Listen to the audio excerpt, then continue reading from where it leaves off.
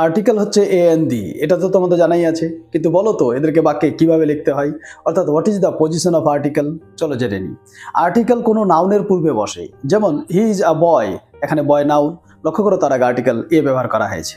কিন্তু কোনো নাউনের পূর্বে যদি অ্যাডজেক্টিভ থাকে তাহলে আর্টিকেল অ্যাডজেক্টিভের পূর্বে বসে, যেমন হি ইজ অ্যান ইন্টেলিজেন্ট বয়, এখানে বয় নাউন, আর বয় সম্পর্কে বর্ণনা দিতে ইন্টেলিজেন্ট ব্যবহার করা হয়েছে, অর্থাৎ এটি অ্যাডজেক্টিভ। লক্ষ্য করো আর্টিকেল অ্যাডজেক্টিভের পূর্বে বসেছে।